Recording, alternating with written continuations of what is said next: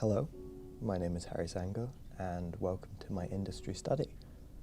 So today we are going to be learning a bit about the current state of the film and photography industries, interviewing a couple of people who work within said industries, and then reflecting upon what they tell us and seeing what I can apply to my own career. The following stats are compiled by the British Film Institute's Research and Statistics Unit. However, the originals are rather big, wordy statistical documents, so what you are seeing now is a collated version by wearefilm.com.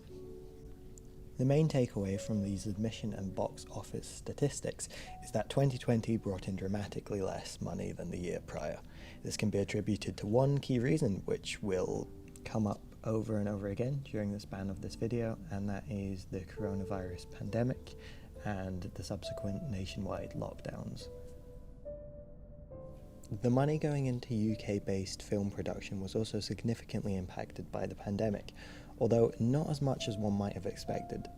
Despite the fact that productions were suspended entirely between the end of March and mid-July, the year started off strong with a record-breaking first quarterly spend. The year also finished on a rather high note, bringing in a healthy £1.9 billion, which was, rather surprisingly, the third highest 3-month spend on record.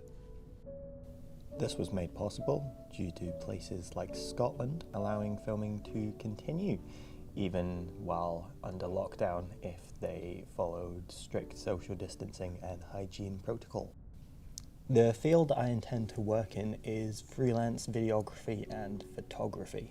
Some advantages of working freelance include more flexible hours, you get to control the amount of work you take on, and you hopefully get a wide variety of different jobs which will accrue you a vast majority of different contacts, skills, and just generally diversify the type of work you're doing.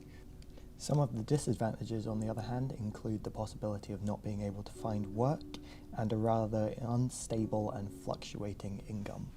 According to this recently published Indeed article, videography ranks 4th place on a list of the 17 highest paid freelancing jobs of 2021. Photography was not on the list, however I feel that when working freelance it is important to initially cast as wide a net as possible, and photography is not only something that I have recently grown passionate about, but also shares a lot of transferable skills with videography. To get a better understanding of how to start off my freelance photography/videography goals, I got in contact with 2 people currently working within the industry. So I am Todd and I mainly do videography and photography. I'm self-employed, so I just run my own business with Todd Weller Films. And lately I've also been doing a lot of live streaming, so I've kind of added that to the list as well. So Greta, I'm a photographer and I specialize in portraiture, fashion, and advertising photography. One of the first things I asked about was how each of them first started making money, as I felt this would give me a good indication of how I would be able to do the same. I wound up shooting a number of music videos.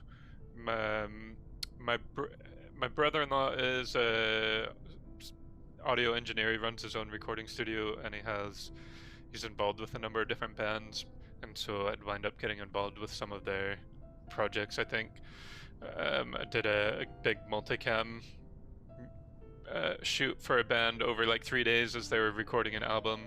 And that was all just for free. That was with some SAE students, and we just grabbed all the SAE kit and went for it. And so that was great. But then, a year later, they did another album, and at that point, we were able to actually raise some funds and have a budget, which was quite small thinking about it now for what it was. But then again, a couple of years later, we did another album with them, which was then even bigger and a bigger budget. I sent my portfolio to this musician that I thought that my style really suited his music and his image, and then he got back to me saying, hell yeah, like I really want to, you do my album art and just, press shots. From what Greta and Todd had told me, it would seem, at least initially, that if I wanted to get paid work, my primary clientele will be either people that I know or by reaching out and expanding my network. I researched into this a little bit further and found a transcript of an interview with one of my favourite cinematographers, Chung Chung-hoon, who worked on two of my favourite films, which are Old Boy and Me and Earl and the Dying Girl. Chung's first big break as a cinematographer was in fact when he worked on Old Boy. When asked about how he landed such a gig as a relatively unknown cinematographer, he said the following. I happened to say to a friend that I'd really like to work with director Park.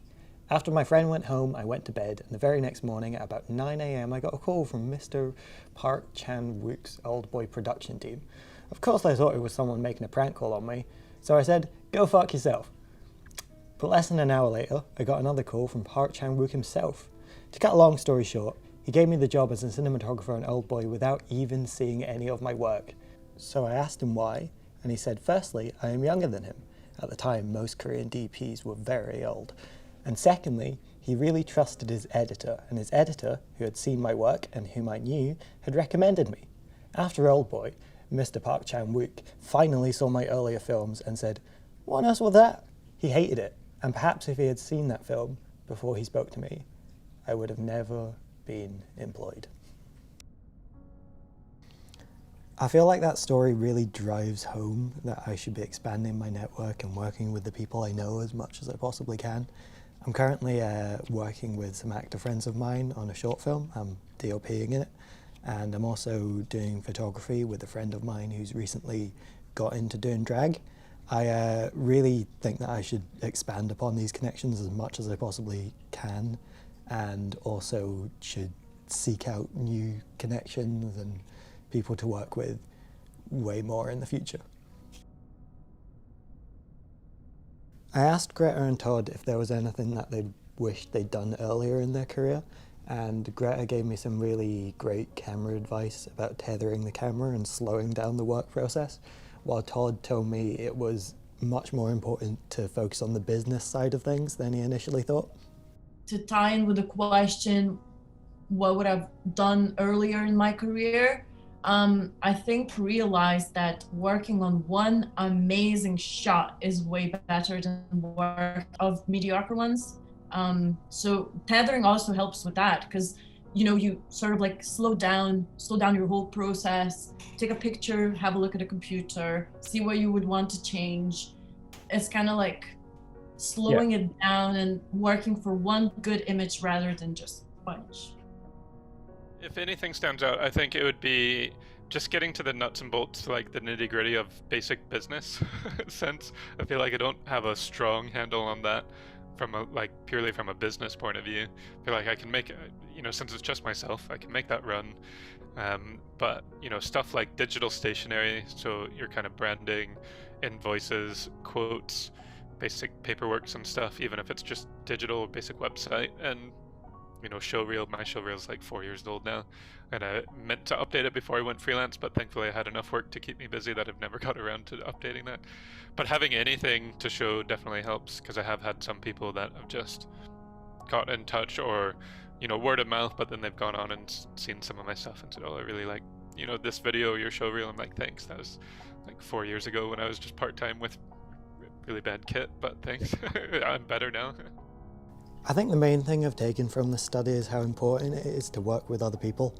I tend to sort of tackle projects by myself and just give myself a lot of work, really, which I feel kind of screws me over in the long term.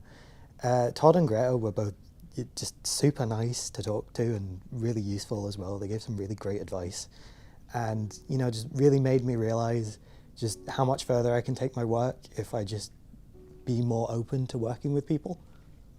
My advice would be to just keep doing it. Really, until you develop your style, and just keep doing it. Just don't lose the passion. That's the key.